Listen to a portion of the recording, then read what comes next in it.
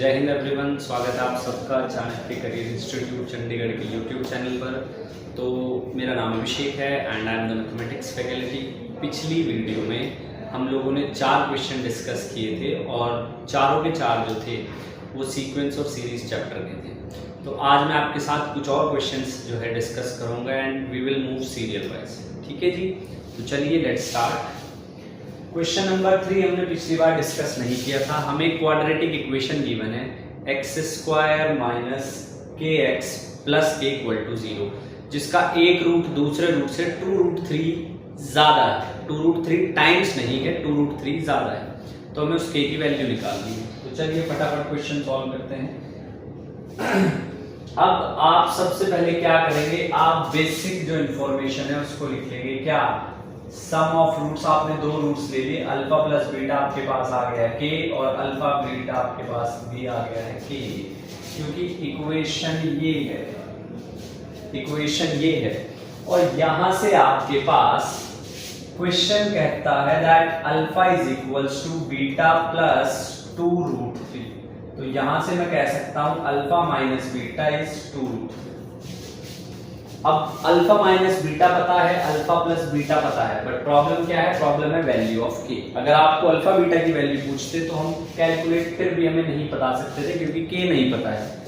तो एक आइडेंटिटी है जो मैं अक्सर क्लास में भी बताता हूं, that alpha plus beta square minus alpha minus beta square is equals to 4 alpha beta. और यहां से आपके पास alpha plus beta square is के square minus alpha minus beta की वैल्यू है 2√3। इसका भी आप स्क्वायर कर देंगे और 4 अल्फा बीटा यानी कि 4k। आपके पास इक्वेशन आएगी के square minus 4k minus 12 equal to 0। अब अगर a और c का ये क्वाड्रेटिक इक्वेशन है, क्वाड्रेटिक इक्वेशन के अंदर अगर आपको पता है ax² bx + c equal to 0, अगर a और c इनका साइन डिफरेंट हो, ऑपोजिट हो, तो एक रूट प्लस का आता है, एक आता है माइनस का। 4 के ऐसे फैक्टर करने जिन्हें प्लस माइनस करके 12 के ऐसे फैक्टर करने जिन्हें प्लस माइनस करके 4 आ जाए, तो ये आपके पास आएगा 6 और 2। तो इस इक्वेशन के जो रूट्स बनेंगे वो बनेंगे k-6 और k+2। तो आपके पास जो सही आंसर आएगा वो आएगा 6। इसका जो सही आंसर था वो था 6। ठीक है जी, चलिए बहुत बढ़िया। अब ये क्वेश्चन की तरफ बढ़ते हैं। इसके बाद हमने जो है 5th हम लोग डिस्कस कर चुके हैं, 6th भी 7th पे आ जाइए। 7th क्वेश्चन कहता है x इज 1 1 1 1, बाइनरी का क्वेश्चन है बेसिकली। और आपने पढ़ा होगा क्या कि x³ + y³ + z³ is equals to 3xyz। ये हमारे पास एक प्रॉपर्टी होती है, बट ये कब होता है? अगर x + y + z क्या हो? 0 हो। तो अब यहां पर आपके पास x देखिए कितना है, 1 1 1 1। तो ये आपके पास आ जाएगा 1 × 2, इसको डेसिमल फॉर्म में चेंज कर देंगे, 1 × 2 की power 1, 1 × 2 raised to the power 2 and 1 × 2 raised to the power 3। तो ये आपके पास आ जाएगा 8 + 4 12 + 2 14 + 1 15। x 15 है, y कितना आ जाएगा? y आपके पास आ जाएगा 1 और 8 9, और z आपके पास कितना आ जाएगा? 2 और 4 6। तो x 15 है, y 9 है, z 6 है। एक तो तरीका है बिल्कुल x y z इन तीनों में वैल्यू रख लो, वहां से भी हो जाएगा, वहां से भी कोई बड़ी बात नहीं। अगर वैल्यू रखते हैं x³ 15 का क्यूब, y³ 9 का क्यूब, z³ 6 का क्यूब, कैलकुलेशन थोड़ी सी टफ पड़ेगी। हम चाहते हैं, मैं चाहता हूं हम इस प्रॉपर्टी से क्वेश्चंस को सॉल्व करें।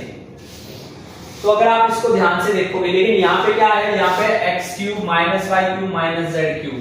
तो इसको मैं इस तरीके से लिख सकता हूं, x³ plus of -y³ minus of z³ is equals to 3x of -y of -z। अब देख सकते हैं x³ -y - z x minus, पूरी इक्वेशन ये बढ़ रही है। तो इसका मतलब क्या है, इसका मतलब ये कि x plus y plus z किसके इक्वल होना चाहिए, 0 के इक्वल होना चाहिए। x यहाँ पे क्या आ जाएगा आपके पास 15 माइनस वाई कितना है 9 माइनस जेड कितना है 6। तो देख लीजिए आप 15 माइनस 15 कितना आ गया आपके पास 0 आ जाएगा। यहाँ पे y की वैल्यू अभी क्यों हटा दीजिए, हमें इस प्रॉपर्टी को हमने वेरीफाई किया। तो इसके बाद आपके पास यहां से मैं ये लिख सकता हूं that x cube plus y cube sorry x cube minus y cube, x cube minus y cube minus z cube minus 3xyz is equal to 0। तो सही आंसर आपके पास क्या आ जाएगा 0 आ जाएगा। आपके पास जो करेक्ट आंसर आएगा वो क्या आएगा, वो 0 आ जाएगा। ठीक है, क्लियर है बात। चलो नेक्स्ट बात करते हैं अब क्वेश्चन नंबर 8। क्वेश्चन नंबर 8 के अंदर आपको कोफैक्टर्स का प्रोडक्ट लेना है किसके साथ, एलिमेंट्स के साथ। तो पहले b की पोजीशन देखिए, b कौन से, पहला first row second first row second column. उसके बाद c की पोजीशन देखिए, first row third column. d की पोजीशन देखिए, second row first column. g की पोजीशन देखिए, थर्ड रो फर्स्ट कॉलम। तो जब इन सारी वैल्यूज को मैं पुट करूंगा, b अगर मेरे पास कोई भी डिटरमिनेंट है, चलो मैं यहीं से वैल्यू और आपको समझा देता हूं। तो सबसे पहले कोफैक्टर निकालना है b, capital B is the cofactor किसके, b का। तो निकालिए जरा, b देखिए 1 2 है तो ये आएगा -1 1 प्लस 2। b देखिए 1 2 है तो ये आएगा -1 1 प्लस 2। उसके बाद आप इसको हाइड कर दो, इसको हाइड कर दो, आपके पास बचेगा d g f i। उसके बाद आप आ जाइए c पर। c देखिए कौन से नंबर पर है, -1 1 प्लस 3। इसमें c के लिए आप इसको हाइड करेंगे और इसको हाइड करेंगे, आपके पास आएगा क्या d g e h। उसके बाद आप आ जाइए इसके ऊपर, ये पहले से ही माइनस है, ये आपके पास पहले से ही माइनस है। उसके बाद हम आ जाएंगे d इस पर, -d कैपिटल D की पोजीशन क्या है -1 2 प्लस 1। आप इसको हाइड कर दो और इसको हाइड कर दो, आपके पास बचेगा B H C I। उसके बाद -G कौन से कुछ नंबर पर है, थर्ड रो फर्स्ट कॉलम।